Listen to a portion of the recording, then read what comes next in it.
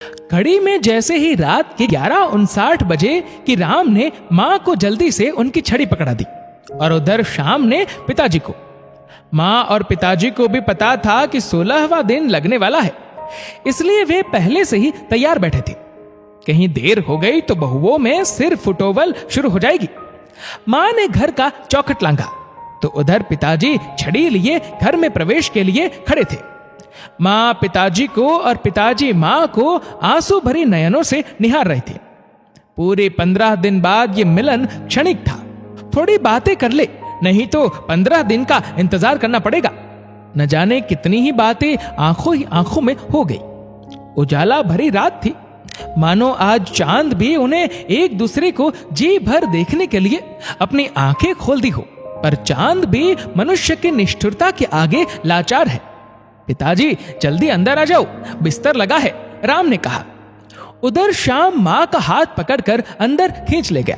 सो जाओ बिस्तर पर, पिताजी का है, श्याम ने कहा। बेटा थोड़ा पानी पिला दो, माँ ने कहा। अच्छा, राम की जुगनी ने पानी नहीं पिलाया? हाँ, पिलाती भी क्यों, उन्हें तो पता था माँ को अभी ठेल देंगे शाम के यहाँ, फिर उसकी जिम्मेदारी हो जाएगी। पर हम भी पानी नहीं देंगे, सुबह का इंतजार करो और सो जाओ, श्याम ने मां से कहा। शायद मां ने आंसुओं से ही प्यास बुझा ली हो। पता नहीं स्वामी जी किस हाल में होंगे। कहीं राम उन्हें मेरी टूटी हुई चारपाई ही ना दे दे सोने के लिए। उन्हें नींद कैसे आएगी?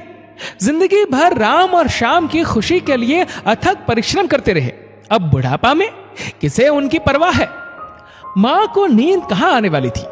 मां सोचने लगी कि आखिर मेरे परवरिश में कहां खोट रह गई थी। अपने हिस्से की रोटी इन्हें खिलाई, पहले प्यास इनकी बुझाई। स्वामी जी जब कोई सामान बाजार से लाते थे तो पहले राम और श्याम को खिलाते थे।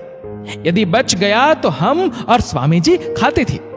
मां वैष्णो हमारी कैसी परीक्षा ले रही है। आज भी याद है कि जब कभी भी राम और श्याम को किसी चीज की जरूरत पड़ती थी तो वे दोनों कैसे मेरे आंचल से लिपट जाया करते थे। पगले तरह तरह के बहाने बनाकर हमसे वो चीज हासिल कर लेते थे। मैं हमेशा उन दोनों की तरफ ही रहती थी, उनके पिताजी को किसी ना किसी तरह मिला ही लेती थी। यदि कभी मैं राम और श्याम से रूठ जाती थी तो वे दोनों इतने भोले बनकर हमें मनाते थे कि हम दोबारा रूठना भूल जाते थे। उनके पसंद का खाना बनाना, उनके पसंद का पहनावा, उनकी हर एक इच्छाओं को पूरा करना स्वामी जी की पहली प्राथमिकता होती थी। स्वामी जी को भले ही इसके लिए अतिरिक्त कार्य करना पड़ा हो, फिर भी राम और श्याम के लिए क्या कुछ नहीं किए। पढ़ाई लिखाई से लेकर खुद के पैर खड़े होने तक आदि आदि। मैं और स्वामी जी न जाने कहां कहां मत्था टेके होंगे। मंदिर, मस्जिद, गुरुद्वारा तथा गिरजा घर जिसने जहां कहा हम वहां गए। अंतिम बार एक भिखारी के कहने पर हम दोनों मां वैष्णो के दरबार गए थे। मां वैष्णो ने ही प्रसाद स्वरूप हमें दो रत्न दी, राम और श्याम। 1.25 महीने बाद पुनः मैं और स्वामी जी मां वैष्णो के दरबार गए। दर्शन की, चुनरी चढ़ाई। हम दोनों ने खूब खर्च किए। सभी भिखारियों की झोलियां लड्डुओं से भर दी थी। तब से हर साल मां वैष्णो के दरबार दर्शन करने पहुंच जाती थी। राम और श्याम भी हम दोनों से मोहब्बत करते थे। कभी कभी वे दोनों स्वयं अपने हाथों से खाना बनाकर हम दोनों को खिलाते थे।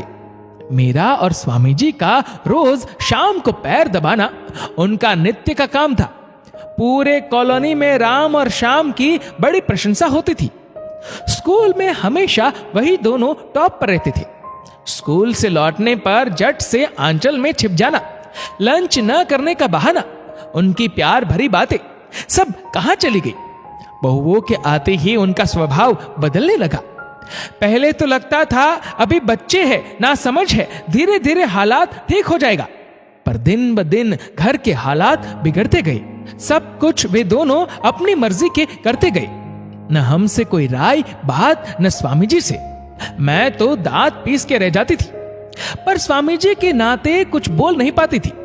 वो तो अक्सर मुझे समझाया करते थे कि देख कौशल्या, ये बच्चे नए जमाने के हैं, इनको अपनी मर्जी से जिंदगी जीने दो, इनके मामले में दखल न करो, उसी में भलाई, नहीं तो ये कब क्या जवाब दे दे कुछ गारंटी नहीं है। अब हम वृद्ध हो गए, यूं समझ लो चाय में गिरी हुई मक्खी चुटकी से पकड़कर बाहर करने में देर नहीं लगेगी। किंतु मैं कहां मानने वाली थी। मैं सोचती थी राम और श्याम मेरे औलाद है, क्या इन्हें सही गलत पर डांट फटकार नहीं कर सकती हूं? जब मुझसे नहीं रहा गया तो मैंने राम और श्याम को बुलाकर कह दिया कि तुम लोगों की मनमानी नहीं चलेगी। घर में क्या हो रहा है, कब मायके कब ससुराल, क्या योजना बन रही है, हमें भनक तक नहीं लगती। जब जी में आया पर्स उठा के चल दिया। समझा देना अपनी अपनी बीवियों को, यहां रहना है तो हमारी मर्जी से रहे, नहीं तो अपने मायके चली जाए। राम और श्याम को मां की ये बात अच्छी नहीं लगी।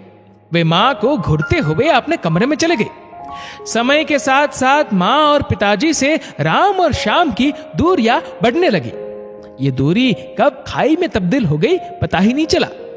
आए दिन दोनों अपने मां और पिताजी से झगड़ते तो उनकी मां और पिताजी अपना मकान दूसरों को लिख देने की बात करते। किंतु किसी के माता पिता ऐसा नहीं करते हैं। पुत्र भले ही कुपुत्र हो जाए किंतु माता कभी कुमाता नहीं होती है, न ही पिता कुपित होता है। धीरे धीरे राम और श्याम में भी झगड़ा झंझट होने लगा और दोनों में बंटवारा हो गया। कौशल्या और स्वामी जी की तबीयत भी अक्सर खराब रहने लगी। दोनों बेटों ने मिलकर अपने मां और पिताजी को बांट लिया, वो भी 15-15 दिन के लिए।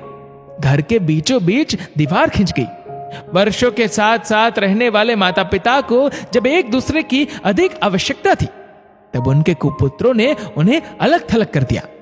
वे भी साथ साथ रहने की जिद नहीं कर पाए।